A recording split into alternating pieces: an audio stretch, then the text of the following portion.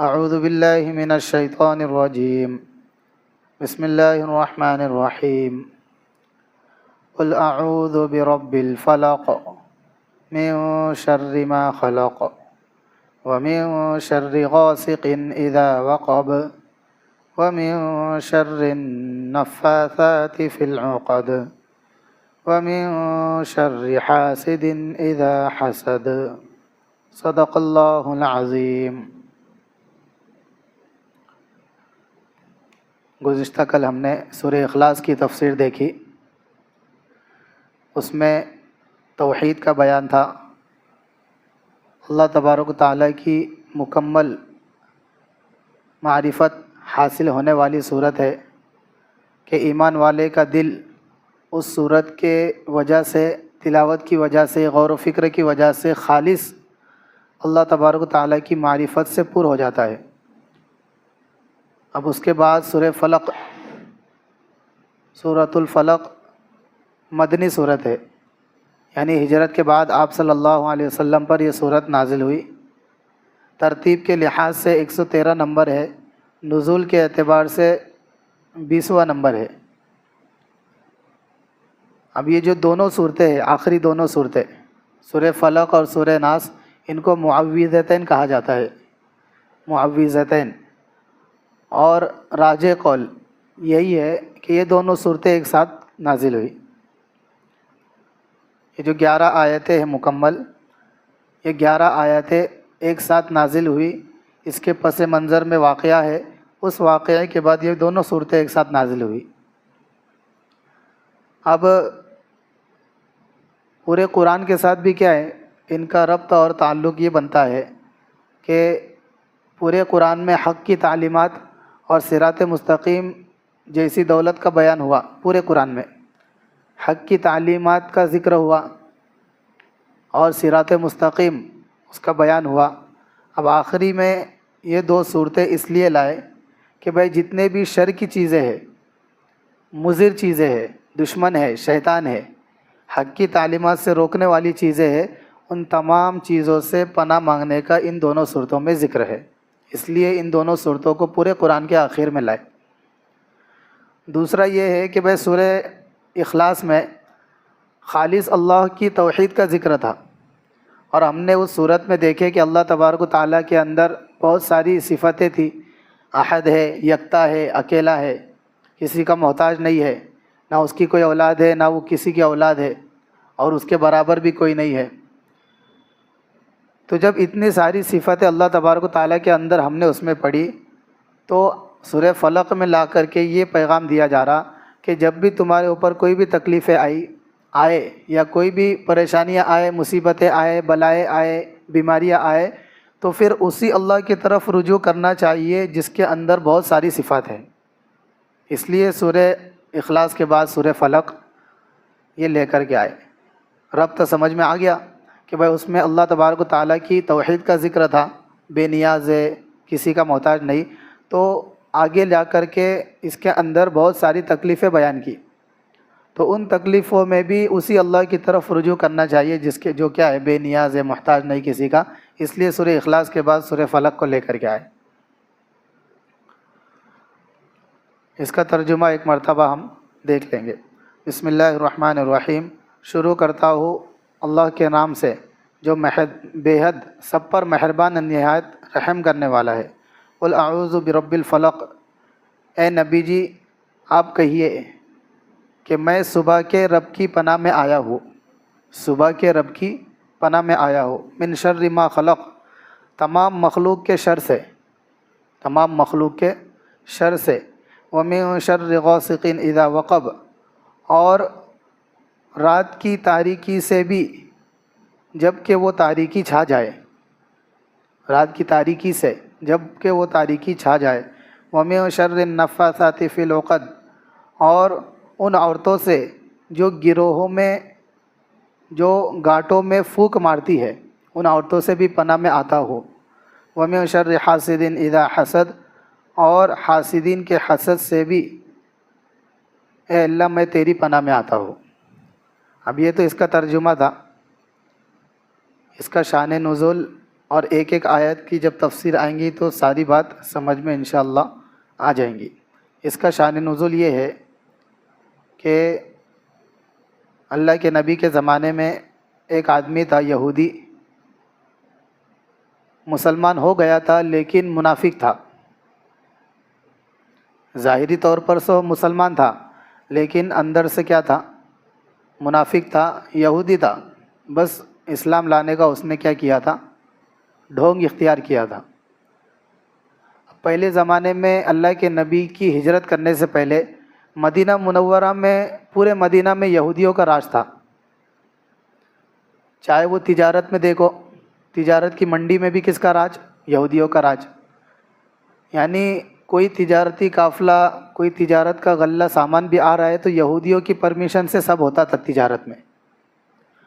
اور معیشت میں، سیاست میں، ہر جگہ دو قبیلے تھے، اوس اور خزرج، مدینہ منورہ میں۔ خزرج بھی ہے، خزرج دونوں بول سکتے۔ تو وہ دو قبیلوں میں آپس میں لڑائی ہوتی تھی تو وہ اپنا فیصلہ کرانے کے لیے بھی کس کے پاس آتے تھے؟ یہودیوں کے پاس۔ جیسے ہی اللہ کے نبی ہجرت کر کے مدینہ منورہ گئے، ایک ایک کو دعوت دینے لگے اور بہت سارے لوگ آپ کے ساتھ تھے، تو اب سارے لوگ کیا ہے، کوئی بھی معاملہ کس کے پاس لانے لگے؟ اللہ کے نبی کے پاس۔ سچے ہے، امانت دار ہے، نبی ہے، تو ان کو کیا ہوئی؟ جلن ہوئی یہودیوں کو۔ اب تیر اور توپ سے تو مقابلہ کر نہیں سکتے تھے، اس لیے انہوں نے پھر طرح طرح کی جادو ٹونے اس طرح سے تکلیف دینا شروع کی۔ اس لیے جو حسد آیا نا آخری میں، اس کی وجہ یہ ہے کہ یہودیوں نے پھر حسد، جلن ہونے لگی ان کو کہ یار اللہ کے نبی ان کے پاس سب جا رہے، ہمارے پاس نہیں آ رہے، تو اب کچھ تو بھی کرنا چاہیے۔ اس لیے پناہ مانگی گئی حاسدین کے حسد سے۔ تو اس میں ایک آدمی تھا یہودی، لبید ابن عاصم۔ لبید ابن عاصم، اس نے اللہ کے نبی صلی اللہ علیہ وسلم پر کیا کیا تھا؟ جادو کیا تھا۔ وہ اس طرح کہ اللہ کے نبی کی خدمت کرتا تھا، ایک بچہ تھا، لڑکا، یہودی تھا، وہ اللہ کے نبی کی خدمت کرتا تھا۔ اب یہ جو لبید ابن عاصم ہے، اس کو جادو کرنا تھا اللہ کے نبی پر۔ بلکہ ایک روایت میں ہے کہ بھائی کچھ لوگ اللہ کے نبی کی خدمت اس کے پاس آئے، لبید ابن عاصم کے پاس، کہ بھائی تو اللہ کے نبی پر کیا کر، جادو کر۔ انہوں نے فورس کرے اس کو، تو وہ کیا ہو گیا؟ مان گیا۔ اب جادو کرنے کے لیے کچھ چیزوں کی ضرورت پڑتی، جیسے جس پر کرنا ہے اس کے بال یا کوئی بھی اس کی چیز کی ضرورت پڑتی، تو وہ جو لڑکا تھا، یہودی لڑکا اللہ کے نبی کی خدمت کرتا تھا، اس کو بلا کر کے اللہ کے نبی کے بال اور وغیرہ کیا ہے منگوائے کہ بھائی اللہ کے نبی کی خدمت کرتا تو ایک دو بال کیا ہے لے کر کے آ جا۔ اس نے منگوایا اور اس پر جادو کیا، اور جو بھی طریقہ رہتا جادو کا، جیسے گرہے باندھ کر کے گاڑ باندھتے، پھر دم کرتے، پھر اور ایک گاڑ باندھتے، پھر اس پر پھونک مارتے، یہ بھی ایک طریقہ ہے۔ جو بھی طریقہ تھا اس نے اس جادو کر کر کے اللہ کے نبی کے جو بال مبارک تھے اس پر جادو کر کر کے، ایک کنواں تھا، اس کنویں کے اندر نیچے بالکل پتھر کے نیچے اس کو دفن کر دیا تھا گاٹ مار کر کے۔ یہ ایک صورت۔ تو اس کا اثر اللہ کے نبی پر دو طرح سے ہوتا تھا۔ 6 مہینے تک تقریباً اس کا اثر رہا۔ پہلا اثر تو اللہ کے نبی کو کمزوری محسوس ہوتی تھی، گویا کہ ایسا لگتا تھا کسی نے بوجھ رکھ دیا بہت سر پہ۔ اور دوسرا یہ تھا کہ اللہ کے نبی کوئی کام کرتے تھے اور اس کام کو کرنے کے بعد بھول جاتے تھے کہ میں نے وہ کام کرا کہ نہیں کرا۔ وہ جادو کا اثر تھا۔ یاد رکھنے کا کہ بھائی اس اثر کی وجہ سے پیغمبرانہ فرائض میں کوئی کوتاہی نہیں ہوئی۔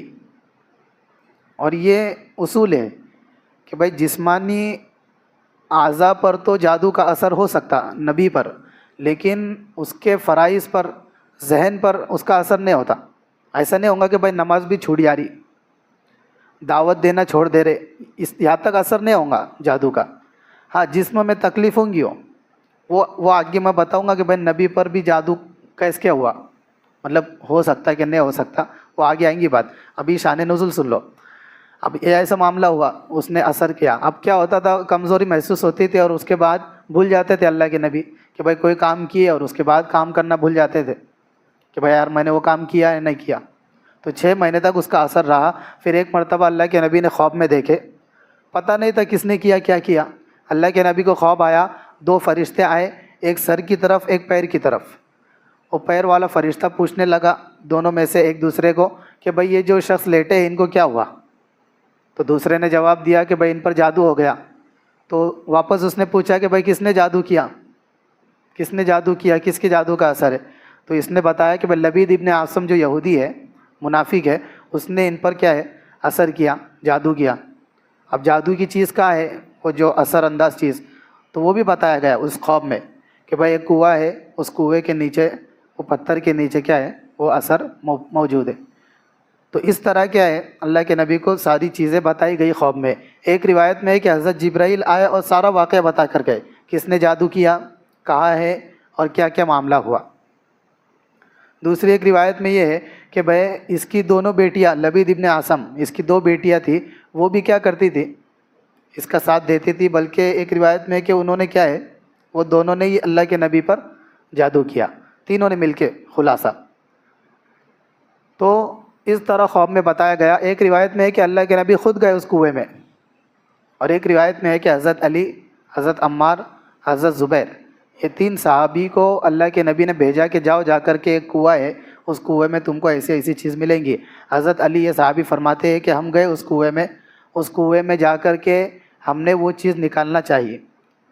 تو حضرت علی فرماتے ہیں اتنا خطرناک جادو کا اثر تھا, وہ جادو اتنا خطرناک تھا کہ اس جادو کے اثر کی وجہ سے اس کنویں کا پانی ایسا لال ہو گیا تھا جیسے مہندی کے برتن کو دھونے کی وجہ سے وہ برتن میں جو پانی جمع ہوگا وہ کیسا لال ہو جاتا, ویسا اس کنویں کا پانی لال ہو گیا تھا. اس سے اندازہ لگاؤ کیسی تکلیف ہوتی ہوں گی اللہ کے نبی. پورا کنویں کا پانی لال ہو گیا تھا, اور جس باغ کے اندر وہ کنواں تھا اس باغ کے سارے درخت ایسے وحشت اور ڈراؤنے ہو گئے تھے اس کے اثر کی وجہ سے. جادو کا اتنا خطرناک جادو تھا. جس باغ میں تھا اس باغ کے درخت بھی بالکل سوکھ گئے, اور بالکل وحشت آتی تھی جس سے ان درختوں سے, ایسے ہو گئے تھے. اور اس کنویں کا پانی بھی کیسا ہو گیا تھا, بالکل لال ہو گیا تھا. ہم نے وہ لے کر کے آئے, وہ جو بھی پتھر کے نیچے سے نکال کر کے لے کر کے آئے اللہ کے نبی کی خدمت میں. اللہ کے نبی صلی اللہ علیہ وسلم, ایک روایت میں ہے کہ بھائی یہ 2 صورتیں اس وقت نازل ہوئی, اور یہ 2 صورتیں پڑھ کر کے اللہ کے نبی نے دم کیا تو سارا کیا ہے اثر ختم ہو گیا. ایک روایت میں ہے کہ بھائی یہ 11 آیتیں نازل ہوئی تھی اور 11 گاٹیں باندھی ہوئی تھی. اللہ کے نبی ایک آیت پڑھتے تھے قل اعوذ برب الفلق, ایک گاٹ کھولتے تھے, من شر ما خلق دوسری گاٹ کھولتے تھے. ایسی پوری 11 آیتیں ہیں. یہ 11 آیتیں پڑھ کر پوری 11 گاٹیں کیا ہے اللہ کے نبی نے وہ کھول دی. تو اس موقع پر یہ دونوں صورتیں کیا ہوئی تھی, نازل ہوئی تھی. اللہ کے نبی فرماتے ہیں کہ بھائی جیسے ہی وہ جادو کا اثر ختم ہوا تو ایسا محسوس ہوا کہ ایک بھاری بوجھ میرے سر پر سے کیا ہوا, ختم ہوا, اور بالکل یعنی ایسا فری ہو گیا میں کہ بھائی ایک بوجھ میرے اوپر سے کیا ہو گیا, ہلکا ہوا. اس طرح مجھے محسوس ہوا. تو یہ اس کا کیا تھا, شان نزول تھا. اب یہ دونوں صورتوں کی کیا ہے فضیلتیں بھی ہے, 12 ہم سنتے ہیں. اور یہ دونوں صورتوں کی ہر انسان کو ضرورت ہے, نفع میں, نقصان میں, برکات حاصل کرنے میں. یہ دونوں صورتوں کو پڑھنے سے کیا ہوتا, انسان ہر طرح کی بلائے, مصیبتیں اور پریشانیوں سے کیا ہوگا, محفوظ رہیں گا. اس لیے اس کی ہر ایک کو کیا ہے ضرورت ہے. اس کے فضائل بھی بہت سارے آئے ہیں قرآن اور حدیث میں. حدیث کے اندر جیسے منتخب میں بھی ہم پڑھتے ہیں کہ اللہ کے نبی صلی اللہ علیہ وسلم نے فرمایا, کیا میں تمہیں وہ افضل چیز نہ بتاؤں جس کے ذریعے پناہ چاہنے والے پناہ مانگتے ہیں, جس کے ذریعے پناہ چاہنے والے پناہ مانگتے ہیں. ان صحابی نے عرض کیا کہ اللہ کے نبی ارشاد فرمائے. تو آپ صلی اللہ علیہ وسلم نے فرمایا انہی دونوں صورتوں یعنی سورہ فلق اور سورہ ناس کی طرف اشارہ فرمایا. یعنی یہ فرمایا کہ بھائی پوری دنیا کے اندر ان 2 صورتوں کے علاوہ پناہ لینے والی کوئی ایسی چیز نہیں ہے کہ جس کے ذریعے سے انسان بہت زیادہ اللہ کی پناہ میں آتا ہے جتنا کہ یہ 2 صورتوں کے ذریعے سے پناہ میں آتا ہے. اللہ کے نبی یہ دونوں صورتوں سے پہلے آیتیں ادھر ادھر دوسری آیتیں پڑھ کر کے اللہ کی پناہ لیتے تھے, لیکن جیسے یہ دونوں صورتیں اتر گئی اس کے بعد اللہ کے نبی نے وہ سارے اذکار اور ساری آیتیں چھوڑ دی اور انہی دونوں صورتوں کے ذریعے سے کیا کرتے تھے؟ اللہ کی پناہ لیتے تھے، کیونکہ اس میں کیا ہے؟ ساری چیزیں آ گئی۔ اس لیے لہٰذا سورہ فلق جو ہے، قل اعوذ برب الفلق، اس میں دنیاوی آفات سے پناہ لینے کا طریقہ ہے، اور جو قل اعوذ برب الناس ہے اس میں اخروی آفات سے پناہ لینے کا طریقہ ہے، آخرت میں جو مصیبتیں رہیں گی اس سے پناہ لینے کا طریقہ سکھایا گیا۔ اور سورہ فلق میں جسمانی آفات سے پناہ لینے کا طریقہ ہے، جسمانی برائیاں، اور سورہ ناس میں روحانی آفات سے پناہ لینے کا طریقہ ہے۔ اور بھی اس کی فضیلت ہے۔ حضرت عقبہ رضی اللہ تعالیٰ عنہ فرماتے ہیں کہ آپ صلی اللہ علیہ وسلم نماز میں بھی ان دونوں صورتوں کو اکثر کیا کرتے تھے؟ پڑھا کرتے تھے۔ سیدنا حضرت جابر رضی اللہ تعالیٰ عنہ فرماتے ہیں کہ ایک مرتبہ آپ صلی اللہ علیہ وسلم نے فرمایا کہ جابر کچھ پڑھو۔ میں نے عرض کیا کہ میرے ماں باپ آپ پر قربان کیا پڑھوں؟ تو آپ صلی اللہ علیہ وسلم نے فرمایا قل اعوذ برب الفلق اور قل اعوذ برب الناس پڑھا کرو، کیونکہ ان جیسی صورتیں تمہیں کہیں پڑھنے کو نہیں ملیں گی۔ ایک روایت میں ہے کہ یہ دونوں صورتیں ایسی ہے جو نہ تورات میں ایسی کوئی صورت نازل ہوئی، نہ انجیل میں، نہ زبور میں، کئی ایسی صورتیں کیا ہے؟ نازل نہیں ہوئی، جو اللہ تبارک و تعالیٰ نے اپنے کلام پاک میں نازل فرمائی۔ اور بھی اس کی بہت ساری فضیلتیں ہیں کہ اللہ کے نبی صلی اللہ علیہ وسلم رات کو سونے سے پہلے ان دونوں صورتوں کو پڑھ کر کے اپنے پورے بدن پر دم کر دیتے تھے۔ حضرات حسنین کو بھی اللہ تبارک و تعالیٰ ان دونوں صورتیں پڑھ کر کے دم کیا کرتے تھے، تاکہ جو بھی اثر ہو جادو کا، یعنی اس سے تو یہ پتہ چلا ہے کہ بھائی جادو کا اثر کیا ہے؟ ہو سکتا، کسی پر بھی ہو سکتا، جس طرح اللہ کے نبی پر بھی ہوا تو عام انسانوں پر بھی کیا ہے؟ ہو سکتا ہے۔ تو اس سے بچنے کا طریقہ ہم کو کیا ہے؟ ان دونوں صورتوں میں، کہ اگر کسی پر ہو، نظر بد ہو، تو یہ دونوں صورتیں پڑھ کر کے دم کریں گے تو انشاءاللہ سارا اثر کیا ہو جائے گا؟ ختم ہو جائے گا۔ تو پہلی آیت میں اللہ تبارک و تعالیٰ فرما رہے قل اعوذ برب الفلق، کہ اے نبی جی آپ کہیے میں صبح کے رب کی پناہ میں آ گیا ہوں۔ صبح کے رب یعنی رات چھائی ہوئی رہتی ہے، اس کو پھاڑ کر کے دن نکلتا، روشنی آتی، اس رب کی پناہ میں کیا کر رہا ہوں؟ میں آ رہا ہوں، کہ جو اللہ تبارک و تعالیٰ اس کا مالک ہے، رات کا بھی مالک اللہ ہے، دن کا بھی مالک اللہ ہے، اور رات سے دن نکالنے والے بھی کون ہے؟ اللہ تبارک و تعالیٰ ہے۔ قرآن کریم میں ہے اگر اللہ کا حکم ہی نہ ہو تو دن نہیں نکل سکتا، اگر اللہ کا حکم نہ ہو تو رات بھی نہیں ہو سکتی۔ جیسے قرآن میں ہے قل ارأیتم ان جعل اللہ علیکم اللیل سرمدا الی یوم القیامہ من الہ غیر اللہ یأتیکم بضیاء، کہ اگر اللہ تبارک و تعالیٰ پورا قیامت تک رات ہی رہنے دے تو کسی کے اندر طاقت نہیں ہے کہ دن لے کر کے آ جائے، اللہ فرما رہے۔ دوسری آیت میں اسی کے بعد قل ارأیتم ان جعل اللہ علیکم النہار سرمدا الی یوم القیامہ بلیل تسکنون فی، کہ اگر اللہ تبارک و تعالیٰ پورے قیامت تک دن ہی رہنے دے تو کسی کے اندر یہ طاقت نہیں ہے کہ رات لے کر کے آ جائے، جس میں کیا کرے؟ آرام کر سکے، سکون سے حاصل کرے، تو کسی کے اندر طاقت نہیں ہے۔ تو اللہ تبارک و تعالیٰ کے اسی رب کی کیا ہے؟ قسم کھائی جا رہی ہے۔ تو ایسے بھی کیا ہے؟ دنیا کے اندر ایسے بھی ملک ہے جہاں پر کیا ہے؟ سورج دیکھنے کو نہیں ملتا، 6 مہینے کیا ہے؟ رات رہتی، 6 مہینے دن رہتا۔ مفتی تقی صاحب فرماتے ہیں کہ ایسے ایک علاقے میں ہمارا جانا ہوا تو تقریباً کئی دنوں تک ہم وہاں پر رہے، تو اتنے دنوں تک کیا ہے؟ سورج ہمیں نظر نہیں آیا۔ وہاں پر سارا نظام کیا ہے؟ الگ ہی ہے۔ تو اس طرح کے دن کیا ہے؟ یہاں پر بھی ہے۔ لیکن اللہ تبارک و تعالیٰ یہ بتانا چاہ رہے ہیں کہ میں پوری دنیا پر وہ نظام قائم کرنے کا قادر ہوں، پوری دنیا میں کر سکتا میں کہ بھائی رات ہی ہوں گی یا پھر دن ہی رہیں گا، لیکن اللہ تبارک و تعالیٰ فرما رہے ہیں کہ میں کیا ہے؟ دن بھی لاتا ہوں، رات بھی لاتا ہوں، دن کو بدل کر کے رات میں منتقل کرتا ہوں، رات منتقل کر کے دن میں منتقل کر دیتا ہوں۔ دوسری آیت ہے من شر ما خلق، یعنی اب کس سے پناہ مانگ رہے؟ پوری دنیا کے مخلوق کے شر سے پناہ مانگ رہا ہوں۔ اب پوری دنیا میں جتنے بھی لوگ ہیں، جتنی بھی چیزیں، وہ ساری کی ساری مخلوق ہے، اللہ تبارک و تعالیٰ کیا ہے؟ ان سب کا خالق ہے۔ اب ہم اللہ کی پناہ میں آ رہے ہیں ان سارے مخلوق کے شر سے۔ اب مخلوق 3 طرح کے ہیں، جیسے ایک مخلوق تو وہ ہے جس میں کیا ہے خیر کا پہلو غالب ہے، جیسے یعنی بلکہ سراپا خیر ہی خیر ہے، جیسے فرشتے ہیں، انبیاء علیہ الصلاۃ والسلام ہے، نیک لوگ ہیں، اللہ والے ہیں، ان کے اندر خیر کا پہلو کیا ہے غالب ہے۔ دوسری قسم وہ ہے جس میں شر ہے، شر ہی کا پہلو غالب ہے، جیسے شیطان ہے، برے لوگ ہیں، بد کردار لوگ، ان میں شر کا پہلو غالب ہے۔ تیسری قسم وہ ہے جس میں شر اور خیر دونوں پہلو غالب ہے، شر اور خیر دونوں پہلو کیا ہے غالب ہے۔ وہ اس طرح کے مال ہے کسی کے پاس تو حلال مال ہے تو خیر کا ذریعہ ہے، لیکن وہی مال حرام طریقے سے آیا ہوا ہے تو وہ مال کیا ہے حرام کا ذریعہ، شر کا ذریعہ بن گیا۔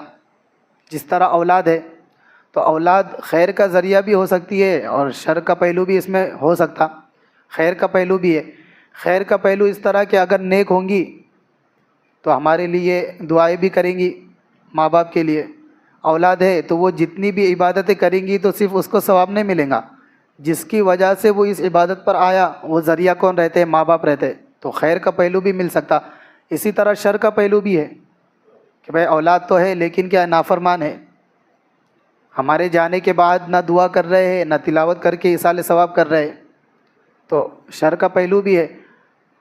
تو دونوں پہلو جس کے اندر کیا ہے پائے جاتے ہیں۔ تیسری قسم وہ ہے تو من شر ما خلق کے اندر تمام مخلوق کے شر سے پناہ مانگی گئی، ٹھیک ہے۔ اب تمام مخلوق کے اندر وہ لوگوں سے پناہ مانگنا تو سمجھ میں آ رہا ہے جس میں شر ہی کا پہلو ہے یا شر کا پہلو بھی ہے، یعنی دوسری دونوں قسم سے پناہ مانگنا یہ تو سمجھ میں آ رہا، لیکن پہلی قسم جس میں خیر ہی کا پہلو ہے اس کے شر سے کیسے پناہ مانگی جا رہی ہے؟ جیسے انبیاء علیہ الصلاۃ والسلام ہے، فرشتے ہیں، اس میں تو خیر ہی خیر ہے۔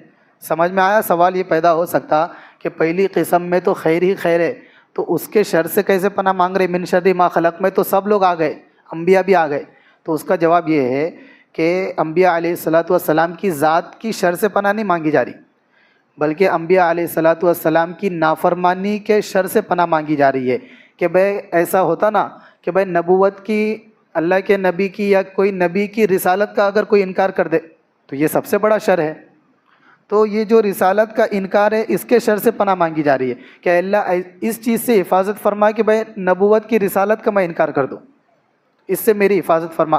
فرشتوں پر ایمان لانا ضروری ہے، تو اللہ ایسی کوئی چیز میرے پاس نہ آ جائے کہ بھائی میں فرشتوں کے وجود کا انکار کر دوں، تو یہ جو شر ہے فرشتوں کے وجود کا انکار کرنا یہ شر ہے، تو اس شر سے کیا کر رہے ہیں ہم؟ کیا کر رہے ہیں؟ تیری پناہ میں آ رہے ہیں۔ تو یہ چیزیں من شر ما خلق میں تینوں شر سے پناہ مانگی گئی ساری چیزوں سے، تو اس میں نبی بھی آ رہے، تو نبی کی ذات سے پناہ نہیں مانگی جا رہی کہ نبی کی ذات کی طرف جو گناہ ہوں گے کہ بھائی سوالات آ رہے، نبوت کی رسالت میں شک ہو رہا ہے، آپ صلی اللہ علیہ وسلم کی رسالت میں، تو ان ساری چیزوں سے کیا کر رہے ہیں ہم؟ پناہ مانگ رہے ہیں۔ تیسری آیت ہے وَمِن شَرِّ غَاسِقٍ إِذَا وَقَبَ، رات کی تاریکی سے جب کہ وہ چھا جائے اس سے ہم پناہ مانگ رہے ہیں۔ عام طور سے یعنی رات کی تاریکی سے ہم کیا کر رہے؟ پناہ مانگتے ہیں۔ اس کی وجہ یہ ہے کہ بھائی عام طور سے جو برے کام ہوتے ہیں، جیسے چور لوگ چوری کب کرتے؟ صبح میں نہیں کرتے، رات کے وقت کا انتظار کرتے تاکہ رات چھا جائے اور اس میں کیا کریں گے ہمیں آسانی ہو جائیں گی۔ ڈاکو لوگ جو ہے وہ بھی حملہ کب کرتے ہیں؟ رات کا انتظار کرتے عام طور سے، بلکہ اکثر ایسا ہوتا۔ تو رات کے وقت میں یہ لوگ کیا کرتے ہیں؟ اپنے برے اعمال کرتے ہیں۔ دوسری چیز ہے عیاشیاں بھی دیکھو آپ کب ہوتی ہے؟ رات کے وقت میں، شراب پی جا رہی ہے، زنا کیا جا رہا، رات کے وقت میں ہوتی ہے ساری چیزیں اکثر۔ تیسرا یہ کہ بھائی عام طور پہ جادو ٹونے جو یہ لوگ کرتے ہیں، یہ لوگ رات کے وقت میں کیا کرتے ہیں؟ یہ ساری چیزیں کرتے ہیں تاکہ رات کی وجہ سے اس میں اثر بھی کیا ہوتا؟ زیادہ ہوتا۔ اور دوسری ایک بات یہ بھی ہے کہ بھائی حدیثوں میں ہم نے سنا کہ بھائی جیسے ہی شیطان غروب ہونے کا وقت ہوتا ہے، سورج ڈوبنے کا وقت ہوتا ہے، تو شیطان پورے اس میں پھیل جاتے ہیں، شیطانوں کے پھیلنے کا وقت ہوتا ہے، اس لیے منع کیا گیا کہ اپنے بچوں کو سورج ڈوبنے کے وقت میں باہر رکھو، ان کو کیا کرو؟ اپنے گھر میں رکھو اس وقت میں، کیونکہ شیطان کے پھیلنے کا وقت ہے، تو اس کی وجہ سے کیا ہے؟ کچھ بھی اثر پڑ سکتا۔ تو رات کے وقت میں داخل ہونے سے یہ لوگ کیا ہے؟ اپنی ڈیوٹیوں پر لگتے، جادو لوگ کر رہے ہیں تو رات کے وقت میں۔ اور شیطان چور لوگ چوری کر رہے رات کے وقت میں، تو بہت ساری چیزیں ایسی ہوتی جو رات میں ہوتی ہے، اس لیے رات کی تاریکی سے پناہ مانگی گئی کہ اے اللہ رات کی تاریکی سے کیا کرتے ہیں، ہم تیری پناہ میں آ رہے ہیں کہ رات کے اندر جتنے بھی برائیاں ہوتی ہے. اور ایک بات یہ بھی ہے کہ جتنے بھی تکلیف دینے والے جانور ہیں، سانپ ہے، بچھو ہے، اور بھی جو موذی جانور ہے تکلیف دینے والے، وہ رات کے وقت میں ہی کیا ہوتے ہیں، ظہور ہوتا ہے ان کا. اور ایک وجہ یہ بھی کہ بھائی رات کے وقت میں ہم سفر کر رہے اور کھڈا وڈا نظر نہیں آیا، تو نظر نہیں بھی آتا، رات کا وقت ہے، تو اس رات کے اندر جتنی بھی برائیاں ہیں ان تمام برائیوں سے اے اللہ ہم تیری پناہ میں آتے ہیں، کیونکہ کچھ دکھ رہا نہیں، کچھ زمین میں کیا ہے کیوں ہے کچھ دکھ رہا نہیں، تو اللہ کی پناہ میں آ جانے کا، تاکہ اللہ ہم سب کی کیا کرے، اس سے حفاظت فرے. یہ اس تیسری آیت میں کیا ہے، پیغام دیا جا رہا. جیسے ایک بزرگ کا مقولہ ہے، ان سے کسی نے پوچھا کہ اگر اللہ تبارک و تعالیٰ پوری دنیا کو تیر بنا کر کے چلانے لگے تو اب کیا کرنے کا؟ تو وہ بزرگ نے جواب دیا کہ اس تیر چلانے والے کے بغل میں جا کر کے کیا ہو جاؤ، چھپ جاؤ. تو کیا ہو جائیں گے انسان، یعنی اب جتنی بھی شر کی چیزیں پوری دنیا کے اندر، تو اللہ تبارک و تعالیٰ تو سب کا خالق ہے، سب کا خیر بھی جانتا ہے، شر بھی جانتا ہے. تو اگر اللہ تبارک و تعالیٰ کی پناہ میں اگر کوئی چلے جائے سب چیزوں سے، تو اللہ تبارک و تعالیٰ کیا کریں گے، اس کی حفاظت فرمائیں گے. اور سب چیزوں سے پناہ میں جانے کے لیے یہ دو صورتیں ہیں، اس لیے یہ دو صورتوں کے ذریعے سے اگر کوئی اللہ کی پناہ حاصل کر لے گا تو پورے لوگوں سے، سب چیزوں سے کیا ہو جائیں گے، اس کو اللہ تبارک و تعالیٰ کے، یعنی جتنے بھی شر ہے دنیا کے اندر ان کی پناہ میں، اللہ تبارک و تعالیٰ کی پناہ میں وہ چلے جائیں گا. چوتھی آیت ہے وَمِن شَرِّ النَّفَّاثَاتِ فِي الْعُقَدِ، ان عورتوں کے شر سے اللہ کی پناہ میں آتا ہوں جو گرے ہے، گاٹے باندھتی ہے اور پھونک مارتی ہے. یہاں پر دو وجہ سے عورتوں کا ذکر کیا گیا. پہلی وجہ تو یہ ہے کہ بھائی اس کی بیٹیوں نے بھی کیا کیا تھا، اللہ کے نبی پر جادو کیا تھا، تو ان کی طرف اشارہ ہے کہ جس طرح انہوں نے جادو کیا اللہ کے نبی پر، اس طرح کام عورتیں کرتی ہے، تو اس کی وجہ سے ہم اللہ کی پناہ میں آتے ہیں. دوسرا علماء نے یہ بھی بات لکھی ہے کہ عام طور پر پوری دنیا کے اندر جادو اور ٹونے جو کرتی ہے وہ عورتیں کرتی ہیں. یہ بات بھی کیا ہے، تجربہ بھی کیا گیا پورے دنیا کے اندر. مثال کے طور پہ ایسے جو بڑے بڑے مرد جادوگر بھی ہے، عورتیں بھی ہے، لیکن عورتوں کا جادو کیا ہے، زیادہ اثر انداز رہتا ہے. بلکہ کبھی کبھی جو مرد جادوگر ہے وہ بھی اپنے جادو میں اثر پیدا کرنے کے لیے ان جادوگرنیاں عورتوں کے پاس جاتے یہ لوگ، تاکہ اس کے اندر کیا ہے اور زیادہ اثر ہو. اس لیے یہاں پر خاص کر کے عورتوں کی قید لائی گئی. وَمِن شَرِّ النَّفَّاثَاتِ مؤنث کا صیغہ ہے، عورتوں کے لیے استعمال ہوتا، تو عورتوں کے شر سے اللہ کی پناہ میں آنا ہے. کیونکہ زیادہ کر عورتیں کیا ہے، جیسے رشیا کی ایک جادوگرنی ہے، اس کا انٹرنیٹ پہ بھی اس کا یہ انٹرویو ہے، رشیا کی بلیک میجیشین میں سب سے زیادہ اس کا نام ہے. وہ خود کہہ رہی ہے کہ بھائی کسی پر بھی ہم کیا آسانی سے جادو کر سکتے، اس کو برباد کر سکتے، ختم کر سکتے، لیکن اللہ کا ذکر کرنے والے اس پر ہمارا جادو کرنا بہت مشکل ہوتا. خود اس نے بولی انٹرویو میں، جو اللہ کا ذکر کرتے، نماز پڑھتے، جس طرح کا بھی ذکر کرے تو ان پر جادو ہو سکتا ہمارا، لیکن مشکل جاتی اس میں. اور اس نے آگے بولی کہ اگر کسی نے یہ دونوں صورتیں پڑھ لیا تو وہ تو ہمارے جادو سے محفوظ ہو جاتا. وہ خود اس نے انٹرویو میں بولی اگر کسی نے یہ دونوں صورتیں پڑھ لیا اور اس پر ہم جادو کرنا چاہے تو اس پر ہمارا جادو کا اثر ہی نہیں ہوتا. یہ چیز بھی اس نے بولی. تو عام طور سے کیا ہے، عورتیں لوگ کیا اس میں شامل رہی تھی، اس لیے اللہ تبارک و تعالیٰ نے خاص کر کے ان کی شر سے پناہ مانگنے کو سکھایا گیا کہ اللہ کی پناہ میں آ جانے کا. چوتھی آیت ہے وَمِن شَرِّ حَاسِدٍ اِذَا حَسَدَ، حاسدین کے شر سے بھی، حسد کرنے والے کے شر سے بھی کیا ہے، اے اللہ ہماری حفاظت فرما. اب حسد یہ تو بہت بڑی بیماری ہے، بہت خطرناک بیماری ہے. حسد یعنی جلن، کہ بھائی اس کے پاس کوئی نعمت ہے تو حسد کرنے والا یہ تمنا کرتا ہے کہ اے اللہ اس کو جو نعمت ملی ہے وہ نعمت اس سے چھین جائے، میرے پاس آئے یا نہ آئے، وہ آئے بھی تو کچھ نہیں بھی آئے، لیکن اس کی طرف سے کیا ہو جانا چاہیے، وہ اس نعمت سے محروم ہو جانا چاہیے. گویا کہ یہ اللہ کی تقسیم میں اختلاف کرتا حسد کرنے والا، یعنی اللہ کی تقسیم ہے، اللہ جس کو چاہے نعمت دے، جس کو چاہے کم دے، جس کو چاہے دے ہی نہ. تو یہ جو حسد کرنے والا رہتا ہے یہ اللہ کی تقسیم میں گویا اعتراض کر رہا کہ بھائی اللہ نے اس کو کیوں ایسی اتنی ساری نعمتیں دی، اللہ تبارک و تعالیٰ اس سے کیا کر لے ساری نعمتیں۔ یعنی حسد کرنے والے کو یہ سوچنا چاہیے کہ میں جس نعمت پر حسد کر رہا ہوں وہ نعمت اللہ نے اس کو اپنے خزانے سے دی ہے، مجھ سے چھین کر تو نہیں دی ہے۔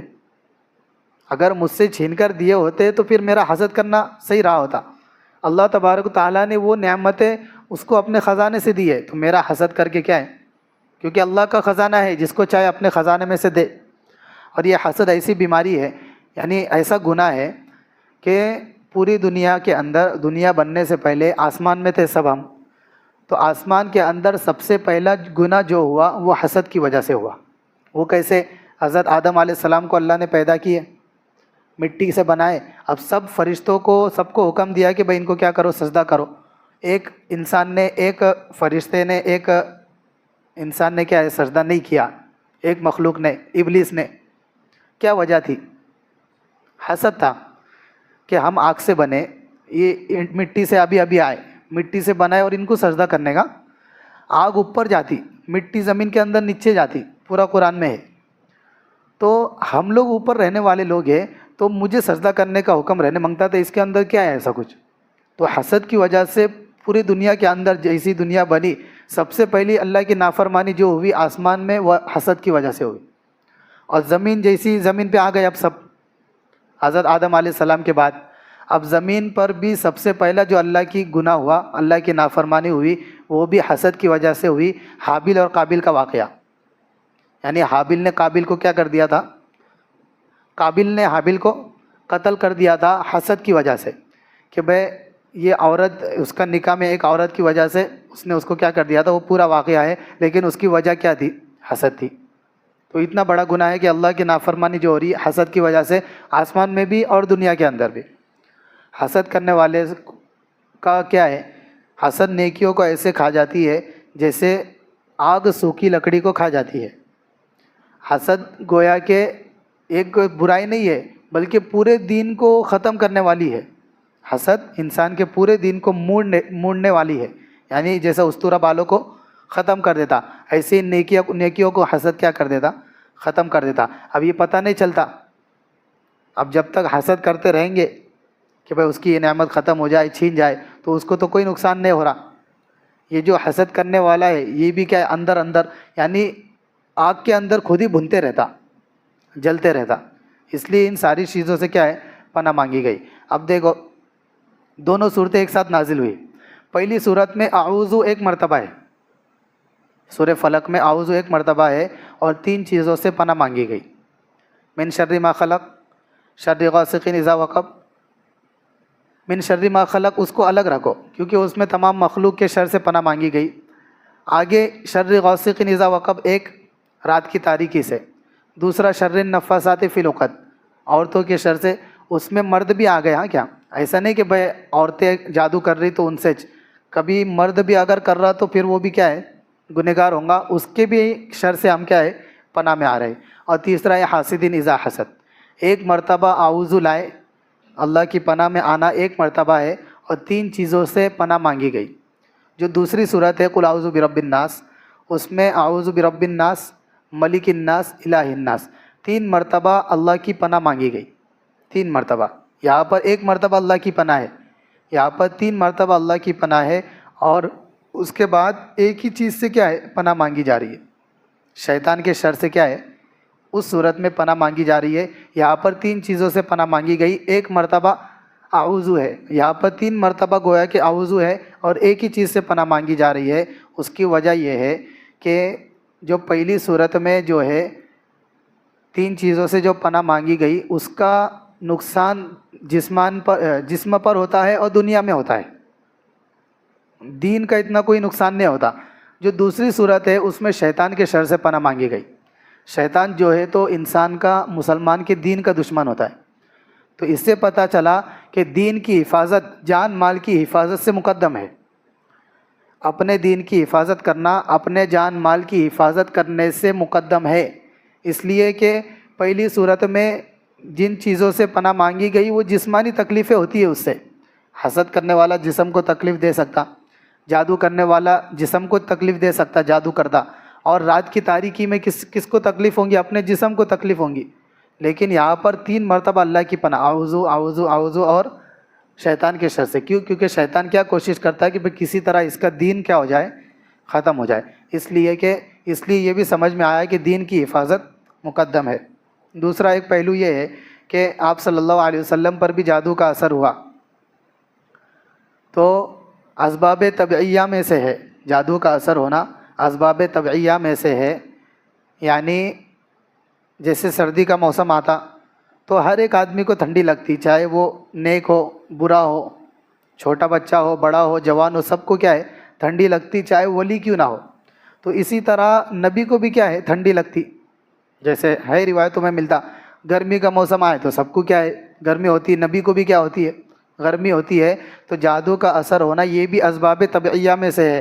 جس طرح عام انسانوں پر بھی جادو کا اثر ہو سکتا، اسی طرح نبی پر بھی کیا ہے جادو کا اثر ہو سکتا. کوئی ایسی یہ بعیدی بات نہیں ہے. دوسرا ایک بات یہ ہے کہ بھئی اللہ کے نبی صلی اللہ علیہ وسلم دنیا کے اندر آئے تو ہر چیز کی تعلیم دینے کے لیے آئے. تو اس چیز کی تعلیم بھی دینا ذمہ داری تھی کہ بھئی اگر کسی پر جادو کا اثر ہو جائے یا کچھ بھی ہو جائے تو کس طرح اس سے بچا جائے. یہ تعلیم بھی کون ہم کو دیں گے؟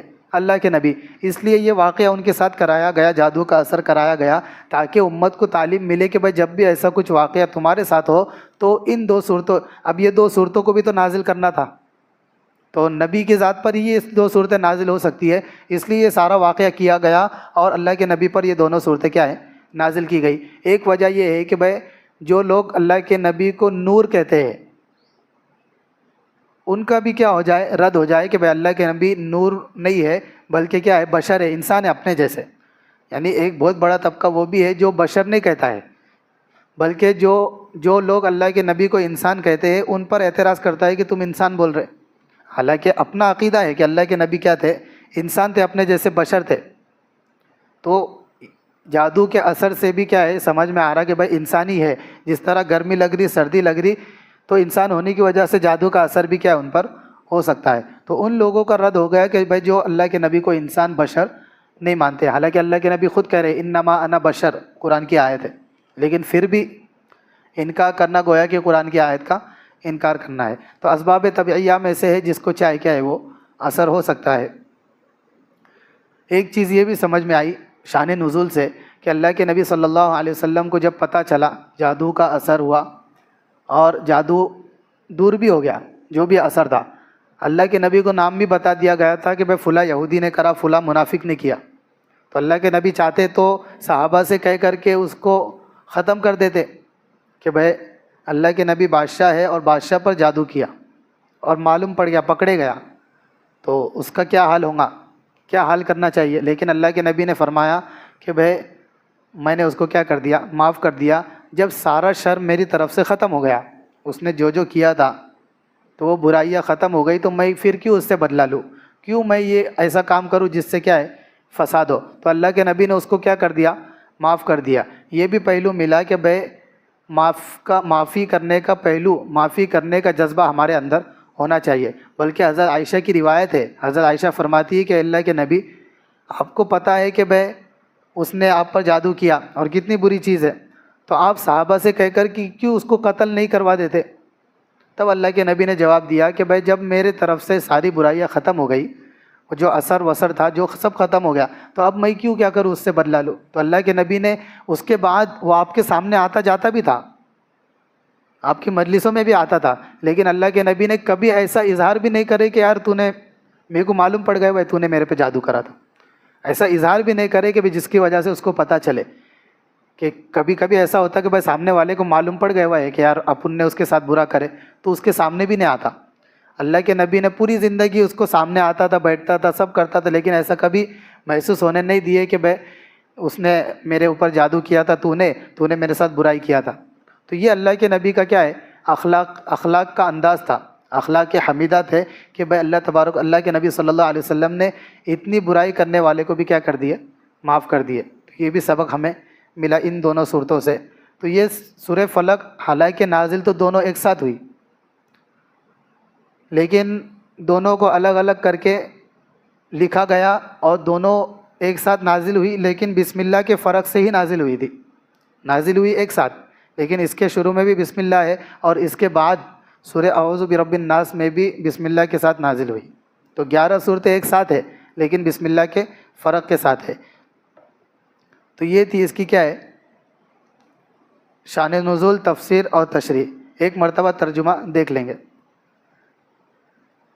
آپ کہہ دیجئے میں صبح کے رب کی پناہ میں آتا ہوں تمام مخلوق کے شر سے، اور رات کی تاریکی کے شر سے جب کہ وہ تاریکی چھا جائے، اور ان عورتوں کے شر سے جو گرہ باندھ کر کے اس پر پھونک مارتی ہے، اور حسد کرنے والے کے شر سے بھی میں اللہ کی پناہ میں آتا ہوں.